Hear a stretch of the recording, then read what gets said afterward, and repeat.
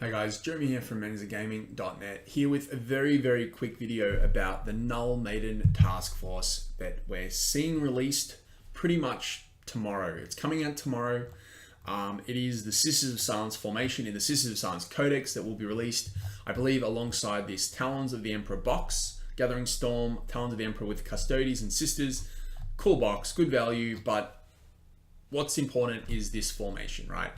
So I'm going to assume people have some prior knowledge, but just the cliff notes, very quick, fast cliff notes, that you can take is in the Sisters Codex. You can just all you can do is take Sisters of Silence and their various incantations with flamers, bolters, or their swords, and you can take a Rhino. They've now got a Rhino that they can take. The Rhino is faction Sisters of Silence. It's 10 points more than a normal Rhino, but it actually comes with the Psychic Abomination rule. So it actually has its own aura. Psychic aura, like a Sisters unit or a Plexus, and that, fully, if you've got a unit of Sisters inside it, sure, the Sisters don't have an aura, that aura doesn't extend, but the Rhino itself has a rule. So you can safely have your Sisters in a Rhino while still projecting an aura, and the Rhino itself can go off in its own direction and still be totally viable as an anti-psyker tool. Fantastic, really good. Sisters did not have a way to deploy, start the game in a transport. Now they do, that's a positive. And obviously the Psychic Abomination rule, amazing for 10 points. Really good. Okay, now we get to this formation. Sean and I in State of the Meta were there was a bit of conjecture. We were talking about this, we weren't sure, but now we've got the rules in front of us. The fact that here we can see they've got a rule called the Right of Annulment, which means for every unit in the formation, and you can see here there's 3 elite slots, so you can only have 3 Sisters units. For every unit on the battlefield in the formation, you increase the range of the aura for each unit by 3 inches for every unit after the first on the battlefield. So if you've got 3 units of Sisters, the aura goes up by 6 inches. If you've got 3 units of Sisters and 3 Rhinos, they count as separate units from the formation. The aura will go up by 15 inches. Now let's do some quick maths. 15 inches plus 12 is a 27-inch aura. Think about that for a second. Think about how long 24 inches is when you measure it for bolters, storm bolters, whatever. Add 3 inches to that. That's a pretty big aura from every model, every unit in the formation that aura is coming from. Then you've got, in addition to that, the fact that the Rhinos are pretty quick. Rhinos can move 12, flat out 6 at the start of your shooting phase, and then you can shoot the rest of your stuff. So that's another 18 inches on top of the 27 that we just discussed. So that's 45 inches possible debuff range. That is ridiculous. Prior to this, the maximum debuff range has been 12 plus 6-inch move plus 6-inch run. So it's been 24 has been the maximum range of debuff. Now we're going up to 45. So, I mean, obviously, Sisters could have another 6 inches if they're in a transport. But the point is, this is fantastic. This is a really powerful rule. 45-inch bubble. Obviously, the bubble will go down 3 inches every time one of the units gets destroyed. But that's still huge. To have that many units with the rule is, it's definitely going to have an impact on the meta. So the question is, will it impact the meta, and why and how? The biggest question is will armies actually spend 330 points? And that's how much it costs to have 3 min units, 3 65-point units, and 3 45-point Rhinos. Will they spend 330 points for these 3 mounted Sisters of Silence units when they could spend those 330 points on a decked out Wraith Knight, an Imperial Knight, various other things? Why would you spend those points on a Null-Maiden Task Force? I think the answer is, if your army is very vulnerable to Psychic Death Stars and you feel like that's your worst matchup by far, and you've played 20 practice games with your army, and of the 3 or 4 or 5 games you lost, or more, whatever they might be, most of them were to Psychic Death Stars, then by all means, of course you're going to consider putting this in your army. Why wouldn't you? Because this is countering your biggest weakness, which is a bolstered defensive Death Star. So which armies are powerful enough to be able to spend 330 points on Sisters of Silence that maybe don't synergize that much with the rest of their army? I would say any army that's got oppressive, really undercosted shooting can afford to squeeze 330 points in on Sisters. And there's not many of those armies out there. You can list them off probably on one hand. So let's go with Tau, right? Riptide Wings. A big Riptide Wing with this formation would be good. Another one, Battle Company. Battle Company have a big core. They can definitely squeeze in a Null-Maiden Task Force while maintaining a lot of shooting, a lot of OBSEC, etc. And they also don't have psykers of their own. Third, War Convocation. War Convocation's got a lot of diverse, powerful shooting. It's got a good array of units, really good value with all the free upgrades. It's got the points to spend on a Null-Maiden Task Force, right? So that's 3. 4, Eldar, right? Scat Packs, Warp Spiders, really good, powerful shooting units, really undercosted, really maneuverable, dynamic.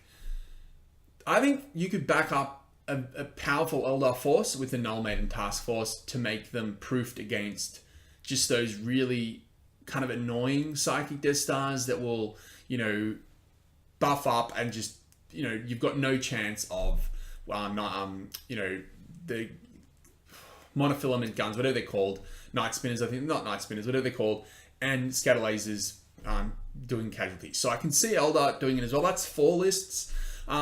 What else might be able to include this Null-Maiden Task Force? I think kind of specific armies constructed around them could do it. So, heavy artillery Imperial Guard lists, heavy artillery Space Marine lists, etc., with lots of kind of thud guns and stuff that basically are afraid of armies that buff, could then fall back on Null-Maiden Task Force. I think the premise is if you have undercosted shooting and very powerful shooting, your biggest weakness normally is psychic defensive buffs, because psychic defensive buffs can turn a unit that would just get exploded by shooting into a unit that loses almost nothing to shooting. So it makes sense. Heavy shooting list, Null-Maiden Task Force as an option. Will they take them though? That's the question. When you're writing your list, if you're writing your Ynnari Scat Pack and Wraith Knight list, or you're writing your Battle Company and you've got the choice between spending these 330 points on building, complementing your Death Star, making your own Iron Hands Death Star, or, spending points on Grav Cannons to go in scouting Rhinos, are you going to siphon points into this Null-Maiden Task Force that will be worse against a lot of other matchups? And that's player dependent. That will depend on the player. Who knows what's actually going to happen?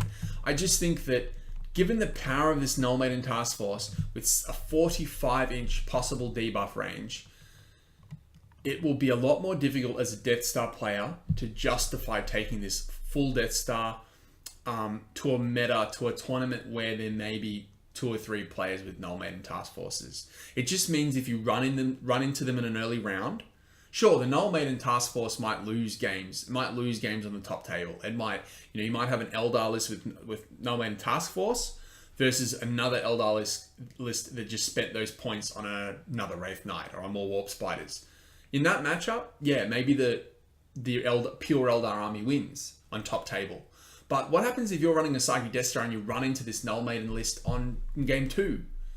Then you just lose and your whole tournament gets spoiled. So the point is you have to consider, are people actually going to run this list, a Null-Maiden Task Force? Is it good enough for moderate to good players to actually include in their list?